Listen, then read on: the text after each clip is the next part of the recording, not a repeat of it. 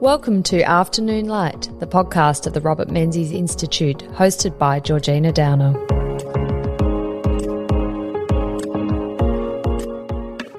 The Korean War is often called the Forgotten War.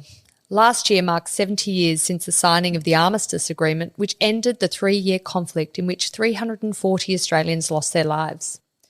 These soldiers were part of a UN force which defended South Korea from an invasion from the Communist North.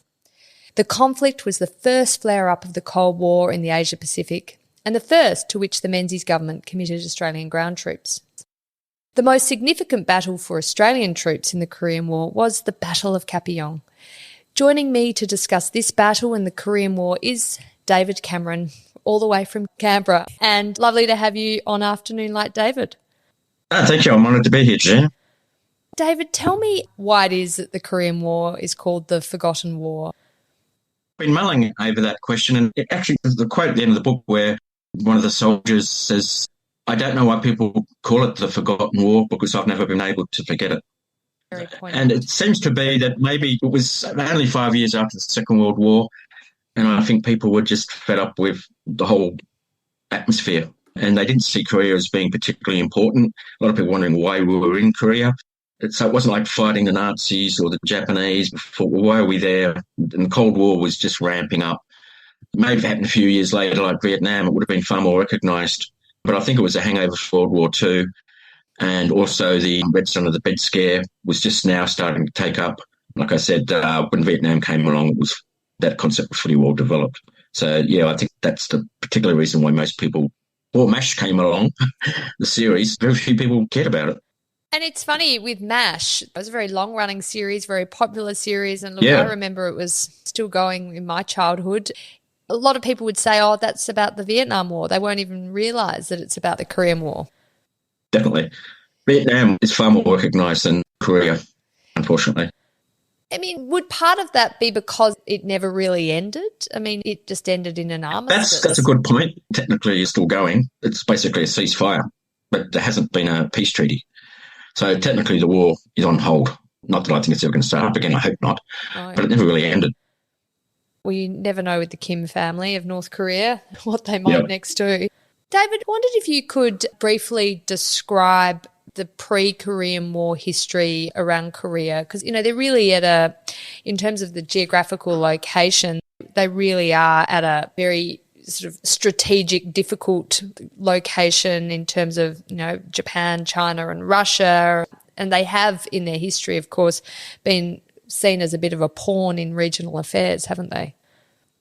Oh, definitely. And that's the point. It's basically squeezed in between Japan, what was then Imperial Russia, and Imperial China. It was always sort of a bit of a backwater. It was called the Hermit Kingdom until about the mid-19th century. Basically, China was big brother to Little Korea, and China's heavy influence on Korea. That was up until about 1895 when the Empress of Korea called in Japanese and Chinese troops to put down a rebellion in the kingdom. By the time the Japanese and the Chinese troops arrived, the rebellion had been put down, but then they turned on each other because they both decided they wanted to take the peninsula. That's the Sino-Japanese War. The Japanese completely crushed the Chinese imperial forces. The Japanese were trained by the German army and their fleet was trained by the British fleet Admiralty. So they had better equipment, better staff training, the whole bit. So the Chinese basically had to pull out. Now, it was decided that Japan would not be allowed to occupy Korea. So what happened is, while this was going on, the Russians, Imperial Russia, moved into Korea while Chinese and Japanese were fighting. And so up until 1905, Russians had annexed Korea.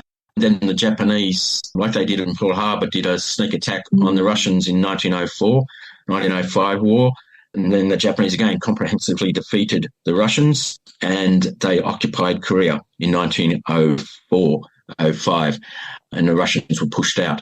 And then subsequently in 1910, the Japanese took over Korea, annexed it as part of their territory. It was part of their territory until 1945 at the end of the war.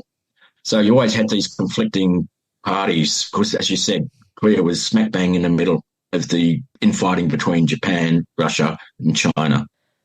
Yes, and of course in 1945 the Japanese are defeated by the Allies and surrender, Right. and that then begs the question, what becomes of Korea, which had been, a colony of Japan since 1910? Yeah, there've been extensive talks, Roosevelt before he died, and Churchill and Stalin, and Korea never really fit into their plans. I mean, the Potsdam Treaty, they knew what the world was going to be divided up, but no one really thought about Korea. And just before the 2 bombs were dropped on Japan, Truman found out that Russia was about to invade or declare war on Japan, because Russia had, USSR, the Soviet Union, hadn't declared war. So at the very last part of the war, the Russians decided they would declare war. When this happened, just at the conclusion of the war, there was only 2 parties that could occupy Japanese-occupied Korea. That was the USSR and the USA. So it was both decided Russia would occupy the northern parts of Korea above the 38th parallel, and the US would occupy and disarm the Japanese below the 38th parallel, which basically established North and South Korea. There were talks about establishing a whole united Korea, either democratic or communist. Never really worked out because the UN wanted to have a mandate where everyone would get to vote. Stalin was totally against that, and he started implementing local communist groups into the area.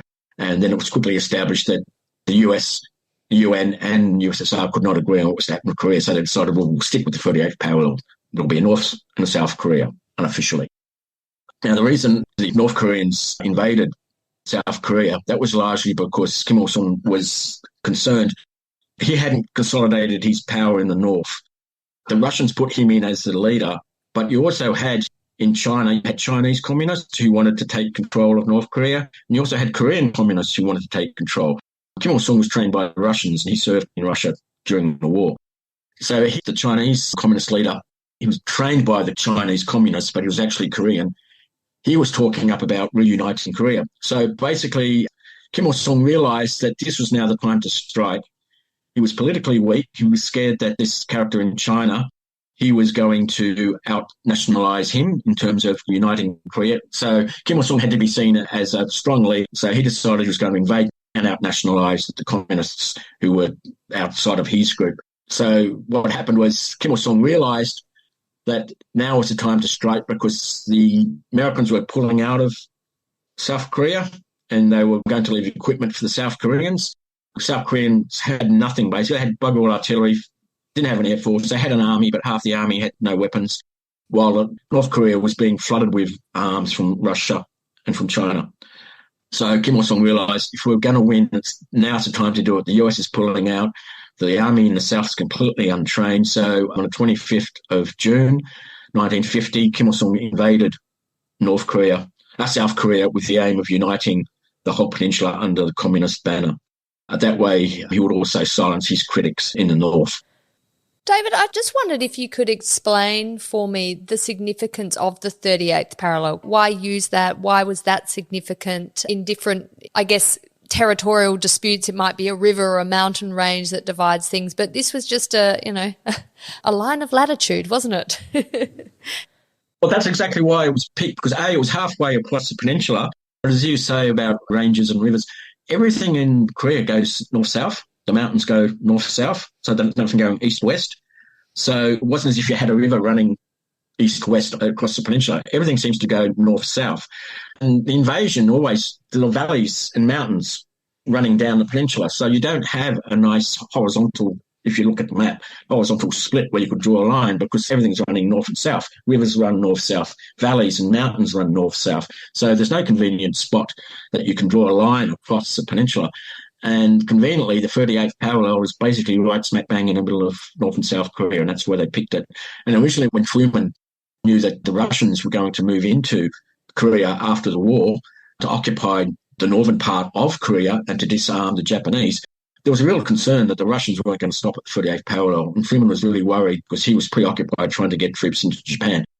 The Russians wouldn't stop at the 38th parallel and occupy the whole peninsula. But Stalin, for some reason, true to his word, which he very seldom kept to his word, the Russian troops stopped at the 38th parallel. Yeah, and the US and the UN signed a great sigh of relief that they did. So, obviously Korea has been split for 70 years, so the cultures in North and South Korea would be very different these days. But back in the 1940s, was there much of a difference? They've been under Japanese colonial rule, obviously, which was pretty repressive. But were Koreans, in terms of their identity, did they view themselves very much as one Korean people? No, Japanese support group who were looked after by the Japanese, and then there were the workers and the unions and the communists, a very fractured society. A lot of the young boys in the villages were taken by the Japanese and put into the army. Most of them weren't trusted. They were put in as prisoner of war guards, that type of thing. But there was a clear division between the hierarchy, those who have and those who have not. And then you also had the added complications of you had various fractions of, you've got the Chinese communists, you've got the Korean communists, you've got the USSR communists working in the north. And in the south, the Americans were propping up the democratic regime and industry. So between the 40s and 50s, you did have very stark upper class and peasant class and pretty much nothing in between. And they were at each other's throats. And then you also had warlords who had their own territorial areas. So it was very much a fractured society. And the Japanese made sure it stayed that way. Their intelligence services were very keen to make sure that the society was completely broken up. And they did a lot of work in that regard and made sure that the Japanese Korean allies were basically running the show. And Kim Il-sung, leader of North Korea, what was his relationship like with the Japanese during their colonial times? He was basically locked away in Russia during the 30s and the 40s. He spent most of his time in World War II. I read somewhere that he actually fought in Stalingrad with the Russians. But yeah, he was basically in Russia and he was groomed. He was seen by the Russians as being a future leader of Korea. And he didn't go back into Korea until after the war. He was installed there by the Russians, by Stalin. And there was this complete, like I said, you've got the three factions of the Communist Party, each vying to take over Korea. And it was Kim Il-sung and the Soviets that basically won out in the end. But he was still concerned about the Chinese communists and the homegrown communists. And like I said before, that's one of the reasons he invaded, because everyone was saying, well, we have to unite the peninsula under the communist banner. And Kim Il-sung thought, well, if I don't do that, then I might get usurped by two other guys who are claiming that we need to reunite. So that's, again, one of the reasons why he decided to invade. The time was right because he had better forces and he also needed to consolidate his power in the north. And the way to do that was to invade the United under the communist banner. And David, what about the leadership in South Korea then? What were they like? Obviously, the United States was not exactly leaving them with an enormous amount of military equipment and training and a sophisticated force that would have been able to defend against the North Korean attack. But the Syngman regime was controversial, wasn't it, in South Korea? Yeah, it was very corrupt. He also wanted to unite democratic Korea. US had to continually tell him to back off because he wanted to use US forces and US equipment to invade the north while the US were there. It was a very corrupt government, and in many ways it sort of reflects what was happening in South Vietnam to a degree. But again, he didn't come back to Korea until after the war. He spent most of his time in the US. And like Kim Il-sung, who came back into North Korea at the end of the war, Ri came into South Korea at the end of the war. So you had the US sponsoring Ri, and then you had the Soviets sponsoring Kim Il-sung. And both of the Korean leaders wanted to invade the other, wanted to unite Korea, either as communist or as democratic government. Yeah. And it was the US and the USSR to a degree that was trying to push them back, saying, we've got this north-south arrangement, let's just settle down. And it was only because when the Russians basically started to focus on what was happening in Europe to a degree that Kim Il-sung got his own way. And like I said, the US were actually pulling out of Korea because the Marshall Plan was costing them a fortune. Their main concerns was post-Russian invasion of Iran and Greece. So even Australia were thinking more about Greece rather than the Pacific. Australia, Menzies' government was actually thinking about sending troops, possible invasion by Russia of Greece by the Soviet Union. So our forces even then were thinking, well, if we go to war, if there's going to be another war, it's going to be in Greece, it's going to be in Iran, it's not in Korea. But then Kim Il-sung's invasion changed all that. Do you think the US intelligence on Korea at the time was lacking? They were unprepared? They didn't realise quite what the Soviet Union... Well, they realised. They sent out communiques, and the Soviets sent out communiques, and the military command sent out communiques that the Russian North Korean army had divisions of tanks and troops just on the border. And this was just a week or so before the invasion. But the assessment was that it was just posturing, that without direct involvement by the USSR, and they firmly believed, the State Department believed that the USSR would not support an invasion of the north into the south. Even though there was a large-scale build-up and it was recognised, they were just, it's just posturing by the North Koreans, not going to do anything. And then they did. And then they did. So what was the reaction of the international community then, David, to Kim Il-sung's invasion of South Korea? Well, the US immediately He didn't want to be seen to be doing it alone. The world obviously was really upset by the whole of invasion. The US and the UN saw this as a major threat. This was domino theory: if the communists take over Korea, and then they'll take over Vietnam. And that was a valid point. You had to draw a line in the sand. And so the US, with UN support, people got no idea how many countries were involved in the conflict in Korea. It was a tiny little place, but basically you had 20 or 30 nations supporting the Americans. The Americans did 90% of the heavy lifting in terms of troops that were there, equipment. Australia certainly punched well above its weight, but you had about 25 nations there fighting the North Koreans, and that was the UN mandate. So the UN was basically technically running the show in a sense. The US were really running it, but it was under a UN mandate. And basically the West supported the UN's protocol that USSR should. The North Koreans had to pull out of South Korea. When they didn't, as I said before, when the North invaded, they had no troubles. They just swept down the peninsula, and the US troops were trying to force into a pocket down in the south. And MacArthur launched the Incheon landings way up north, which basically he sent in a large UN contingent, mainly US troops, who invaded Incheon way up north, which then cut off the supply line of the North Korean troops who were fighting down south, and they had to withdraw, otherwise they'd have no supplies. So it was a brilliant piece of work by MacArthur by doing this great. He's boxed up into a tiny area in the south because the North has pushed them all the way down, and then he launched this invasion further north on the west coast, which then forced North Koreans to pull back. Otherwise, they would have been cut off. And that, in a sense, drove the Chinese into the war. Yeah. Up until then, it had been totally just the Koreans. MacArthur rather arrogantly decided he was going to go all the way to the Yalu River, which is the border with Manchuria. It was only a year before that China, the nationalists, had been taken out by the communist government in China in 1949. Up until then, it had been the nationalists. Before we get on to the actual battles in the Korean War and, of course, the Battle of Kapyong, which is a particularly significant battle for the Australian troops, I'd love you to talk through how it was that Australians ended up becoming involved in the Korean War, because it is quite an extraordinary set of events that leads to Australia committing the troops. And, of course, Prime Minister Menzies is in government at this stage, but he's not exactly keen to send the troops, is he? No. Originally, the Australians, after the war with Japan, Australia was commanding the British Commonwealth Occupation Forces. These were the Commonwealth forces with the British who went in to occupy Japan on behalf of the Allied forces. And Australia committed something like roughly 66-70% of the force was Australian personnel, men and women, of the nursing services, the Army, the Air Force, the Navy. And Australia was basically doing all the heavy lifting, not only personnel, but we were basically equipping and supplying the Commonwealth force there. And, of course, that was a drain on our resources. And over time, people started to pull out of Japan because it was just too expensive and there was no real reason to be there. The Americans were there. Australia started to pull out. The Australian battalions that were there were eventually turned into the Royal Australian Regiment, the 1st, 2nd, 3rd. And by the time the Koreans invaded, basically we only had half a battalion there, or half a regiment, because everyone was going home.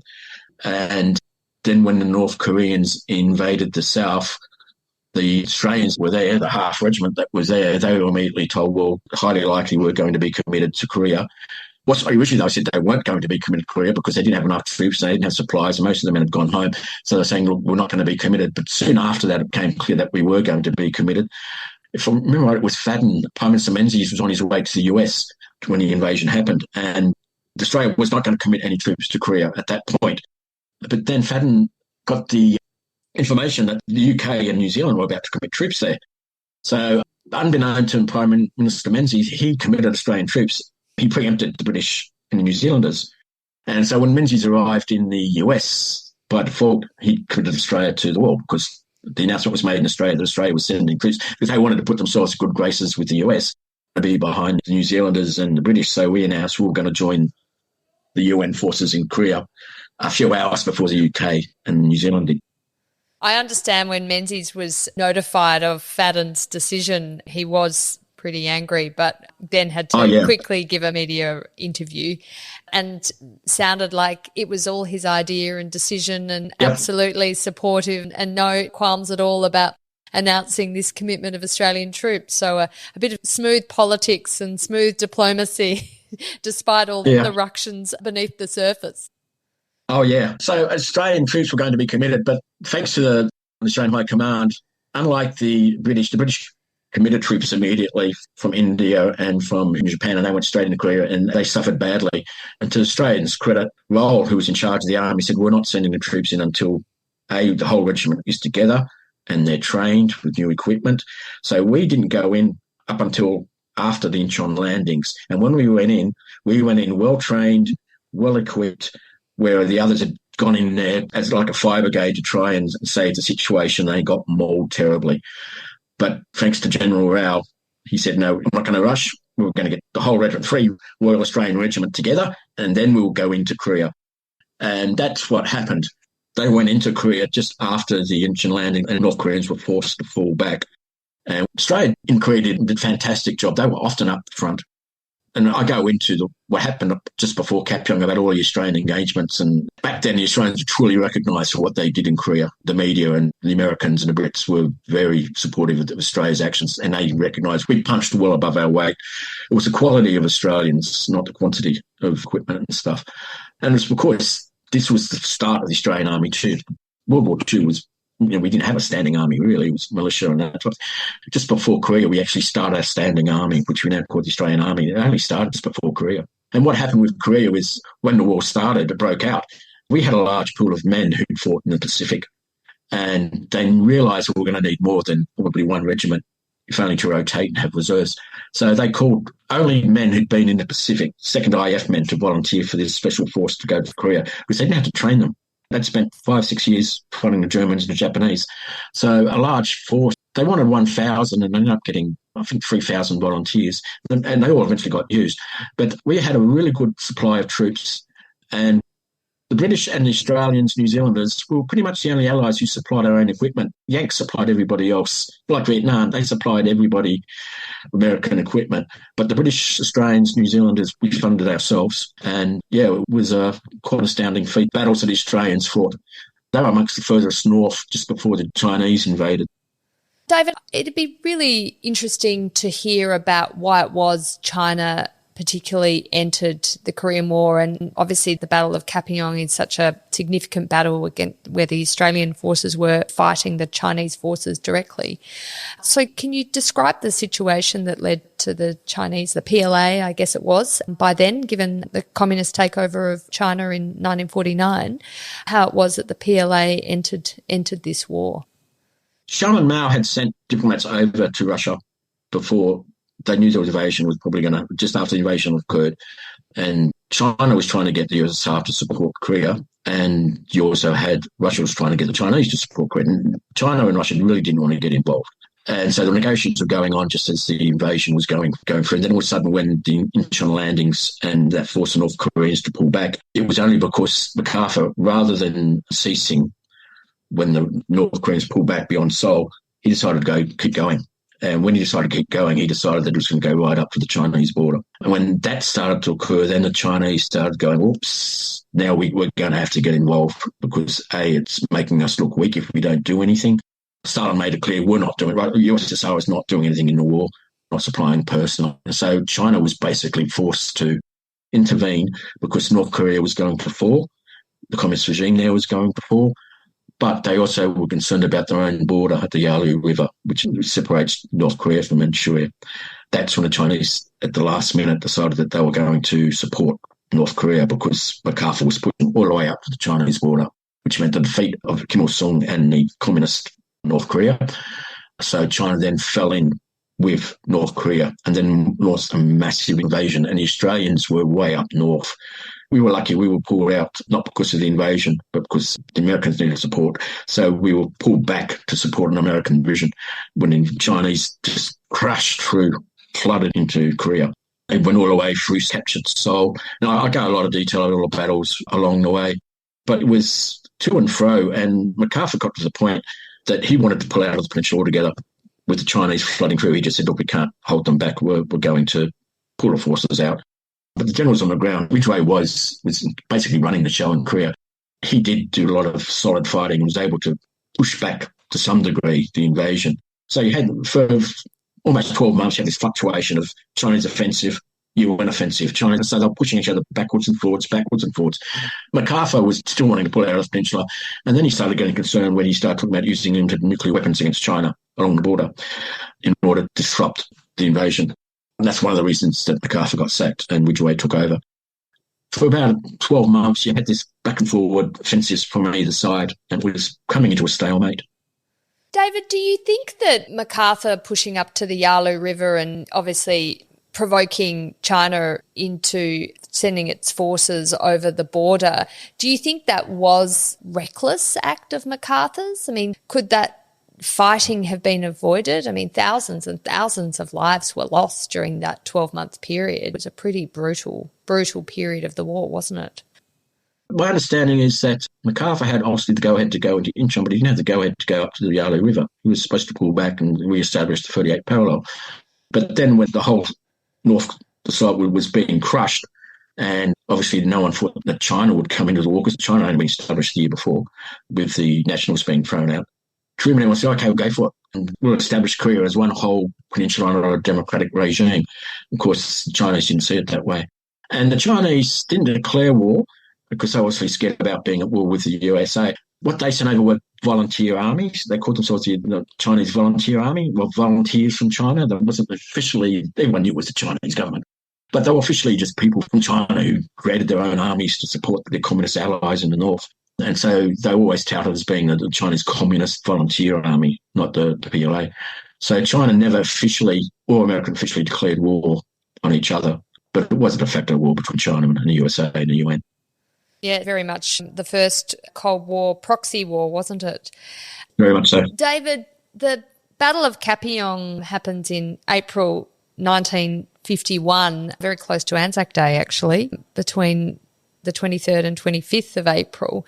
This is the subject, of course, of the book you've written, Let the Bastards Come. And it'd be really interesting to hear your description of the events that led up to that particular battle and the extraordinary feats of heroism and military skill that the Australian troops displayed.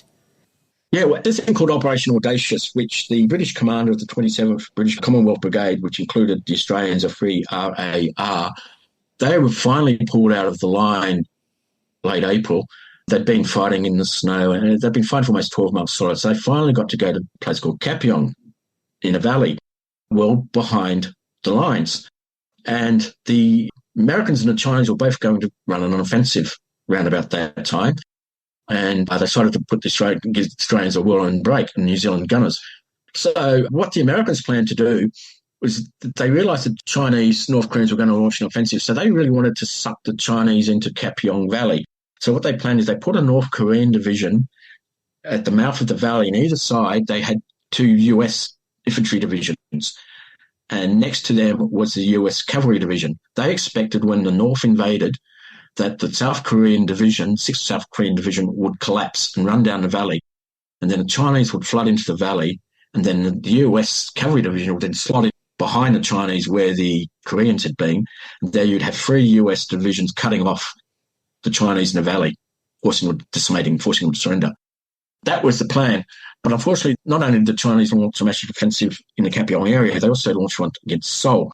And the US cavalry division got sucked into the fighting around Seoul, so it wasn't there to plug in the gap. Unbeknownst to the Australians and the Brit and New Zealanders, a massive Chinese floodgate had just occurred, and they weren't informed about this Operation Audacious, as they called it. They had no idea this was a plan, and they had no idea that it was going to be an offensive. And so the morning of the 22nd April, the Chinese were flooding down the valley, and the Australians, who were basically getting ready to have an Anzac Day commemoration with New Zealanders, not only New Zealanders, but the Turks were not far away. So the Turks, New Zealand, and the Australians were going to have an Anzac Day commemoration, barbecue and commemorate the fallen. But, of course, the Turks got pulled away to protect Seoul, and then the Australians and New Zealanders found themselves fighting a Japanese 118th Division. When you got the valley, you basically, as I said before, the valley runs north-south, and the South Korean troops were throwing away their weapons, and the Australians are seeing all these troops flooding through their camp.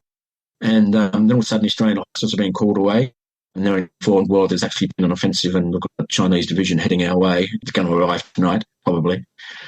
And the Commonwealth Brigade there was basically the Australians and the Canadians were called in to do what the US cavalry was supposed to do, like block the Chinese advance. The US cavalry division, now were going to get basically 2 battalions, one Australian battalion or regiment, and one, the Princess Letitia Canadian Light Infantry. So you've got basically 2, what in normal terms would call a battalion, 2 battalions fighting a whole Chinese division.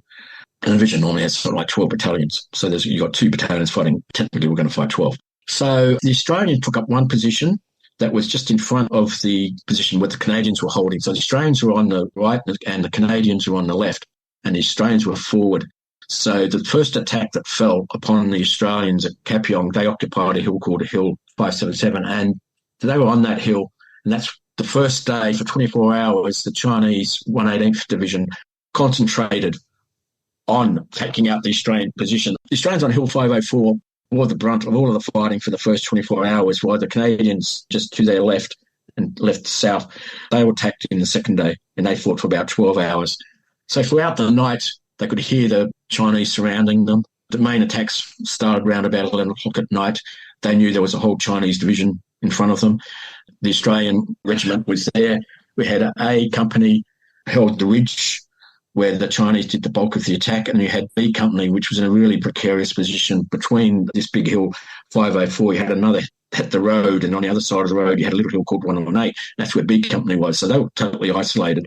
So between the main Australian defence, you've got one little B Company basically sandwiched in between the Australians and the Canadians. And because they came under immense attack, Hill 504 became under immense attack. Went on all day, all throughout the night. And, yeah, it was really horrific. And the next day, the Chinese, they couldn't break through on the ridge lines where A Company was holding, so they attacked D Company's position on the summit. And a tragedy happened there when they were fighting. The Chinese were climbing up to the summit, and we had no artillery support because New Zealand gunners were there, but they couldn't register the guns. They registered the next morning, but for some reason they said they couldn't register the gun. They could have just let off shells and then drew back the shells until they hit their targets, but the New Zealanders didn't do that for some reason. Next day, the New Zealanders offered great artillery support, but during the night there was no artillery support. And so the Chinese were continually doing human wave attacks against the Australians on the ridges and the summit. And at daybreak, the Chinese decided rather than attacking the front along the ridge, they'd go around to the right and try and attack the summit where D Company was. And what happened then was they called in air support, and some American pilots came down and Corsairs and dropped napalm the Australian position, believing that the Chinese were there. And I've interviewed some of the guys that were there, and they talk about they were on the summit and they could see these Corsairs coming down. And then they realised by the tanks that they were dropped. They weren't bombs, they were tanks, or napalm tanks. And so a lot of guys tried to dive off the top of the summit. And one guy said you could see it like tumbling, the first one. And he claimed that there were 2. Most people said there was 1, but he and a few others said, no, there are actually 2 napalm bombs. And descriptions about Australians up on the summit walking through flame, coming out with their skin basically burnt off. I'll just read you a description of that attack. Napalm is a pretty ferocious sort of weapon. This is a quote from the digger that was there. Fortunately, the bomb itself missed the main D Company position and landed on the perimeter near D and 11 platoons. That set off a good deal of ammunition stored there and caused some problems for the lads. After the napalm hit, I began to go around in my capacity as a medical orderly and pulled people out and tend to their injuries. I was reaching into a trench to grab a chap who had his grenade lined up on the edge, which was customary at the time. The grenades went off and blew me a considerable distance down the hill. Luck being what it was, I got very few injuries out of it, just a few shrapnel wounds to the leg. Early in the morning, I'd been wounded in the fore part of the head. I must have looked a sight. I was sitting there stunned and no doubt feeling a bit sick and sorry for myself. I then saw the appalling apparition. A man with no flesh. His hands were dripping flesh, completely naked. As he walked, I saw the huge bloated feet. The sticks of stones came up through his feet. He sat down next to me. I didn't know who he was. He looked at me and he said, Jesus, Nugget, you've had a bad day. Gee, well, that's an understatement. The outcome of the Battle of Kapyong, David, 32 Australians were killed and 59 wounded, which I understand was a casualty rate of around 18%. There were 10 Canadians killed and 23 wounded. Was it 3 Americans killed and 12 wounded, with 2 tanks destroyed, and 2 New Zealanders killed and 5 wounded. I mean, these are casualties of war, of this battle, and tragic. And then you look at the Chinese side, over 1,000 killed and wounded, a casualty rate exceeding 20%. So the Australian side, with the Americans, New Zealanders, certainly received less casualties, didn't it, than the Chinese side. But quite extraordinary to think that just fewer than 1,200 Australians, Canadians and New Zealanders were able to hold off a Chinese division of 6,000 men. The 2 battalions, you basically had 1,100. You had roughly 500 Australians and you had between 600 and 700 Canadians. They both fought separate battles in a sense. The Australians for 24 hours held up the Chinese advance. They were forced, after the napalm attack, they realised that they weren't going to be able to hold out the night. So they decided they were going to pull out. So when they pulled out then during the night, the Chinese then turned their focus on the Koreans. By then, the New Zealanders had their artillery in place, and the artillery the day after the initial assault was fantastic. They broke up the Chinese offensive, and the Canadians had one hell of a fight there. But luckily, the Chinese, after that, when daylight came, they realised that they couldn't break through because the artillery in daylight would just decimate the Chinese. So they had one last go. After the Australians pulled out, they decided they'll go for the Canadians. And during the night, they were doing human wave attacks, and they wanted to get close because the closer they got them, that means the artillery couldn't fire. But of course, it got to a point where Lieutenant Levy, the Canadians, actually called in artillery fire on his own position because the Chinese human waves were all over his men. Phenomenally, the New Zealand artillery and American mortars bombarded that whole hill that this company was on and took out a number of Chinese. Not one Canadian was wounded because they were in foxholes. And luckily, none of the bombs or the shells landed in the foxholes. And they couldn't believe it. That artillery mortar fire lasted for about an hour. And when it was over, the Chinese were decimated. And then the men came out of their foxholes and they couldn't believe that none of them had been hit.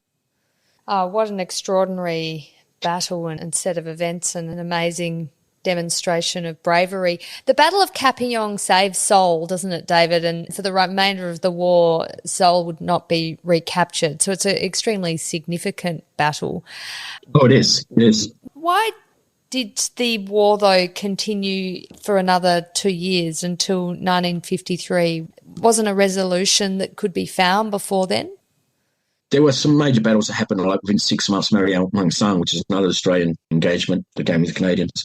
And I might just add that the Australians and the Canadians were given a presidential unit citation, which is very rare for Kapyong, for their actions at Kapyong. But for the last 2 years, it had turned into a stalemate and it settled down. No offences were taking place. Everyone was, in a sense, let live.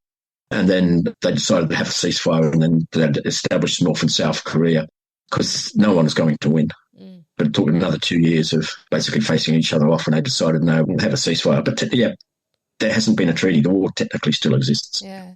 I mean, one of the consequences of Korea, beyond, of course, the division of the Korean Peninsula into North and South Korea, basically on a permanent basis now, is, of course, that it bound Australia and the United States much more closely, resulting in the signing of the ANZUS Treaty in September of 1951. Yep. So Percy Spender, the External Affairs Minister in the Menzies government, the early years of the Menzies government, he had worked incredibly hard to get the United States to agree to the alliance with Australia, and, of course, committing troops to Korea was part of that strategy to show that Australia and the United States could commit together to support the fight for freedom, the fight against communism. So that enduring legacy that we live with to this day is, of course, in the ANZUS. Because Prime Minister Menzies was very much a supporter of the Commonwealth, and by the 50s, we realised that we had to rely on Americans as allies, not the Brits. And, that's one of the reasons, not the sole reason, but, that's one of the reasons Vietnam, so Scott got involved in Vietnam to support America. And, there was a threat of communism and rolling on. It's not that simple, but we were, by the 1960s, firmly committed to we're American allies, and allies have to support each other. Well, thank you very much, David, for joining me on Afternoon Light. It's been a great pleasure to delve into the Battle of Kapyong and the Korean War more broadly. No, thank you, Georgina. Yeah, it was great to be here. Thank you.